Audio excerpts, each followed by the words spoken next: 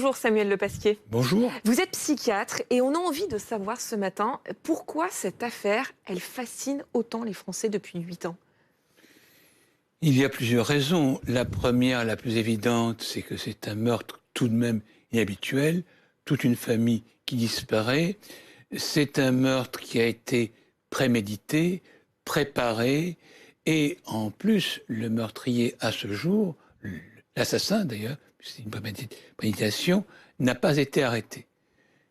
Premier volet. Deuxième volet, c'est le fait que ce n'est pas un homme marqué par le milieu, c'est un homme tranquille, d'un bon milieu, traditionnaliste, courtois, croyant, respectant un certain nombre de valeurs, et cet aspect un peu tartuffe, même beaucoup tartuffe, est effectivement quelque chose qui fascine.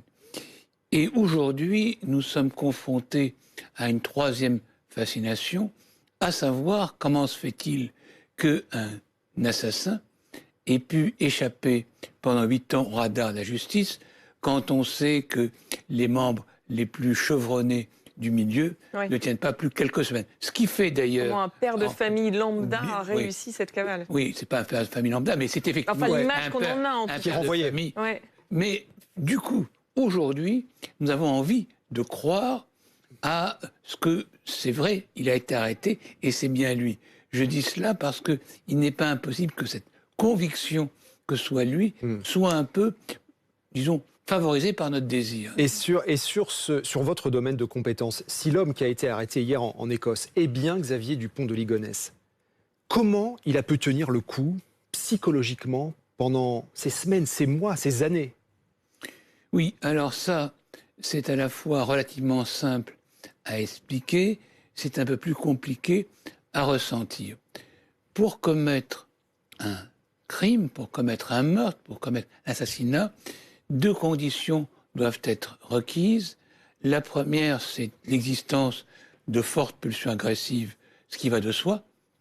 La deuxième, qui est moins évidente, mais qui est plus importante encore, c'est qu'il faut avoir un narcissisme absolument monstrueux. Nous passons notre temps à souhaiter la mort de notre prochain, mais nous sommes arrêtés par le fait que nous n'aimerions pas être tués par autrui. Nous nous mettons à la place de notre victime potentielle et nous nous limitons, quand, le cas échéant, à l'insulter. Et donc ceux qui passent à l'acte sont ceux qui ne sont pas arrêtés.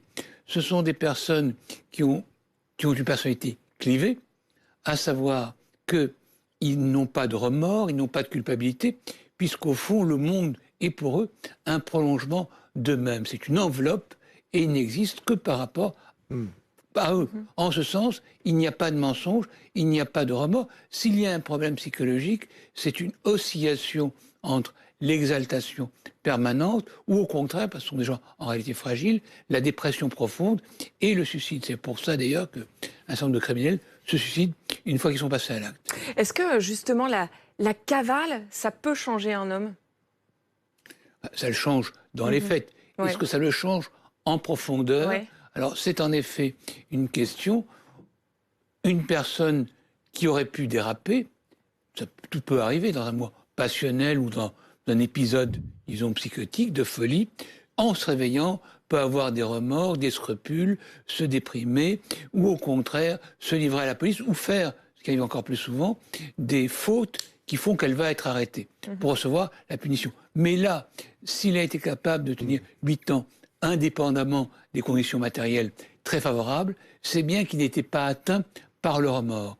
Que, effectivement, c'est un individu, on peut dire pervers narcissique au sens plus extrême du terme, et ces personnes, au fond, n'ont pas du tout de remords, n'ont pas de culpabilité, et s'étonne d'ailleurs, un de mes patients disait qu'il devant le tribunal, il devait se reconnaître coupable, mais il n'y arrivait pas.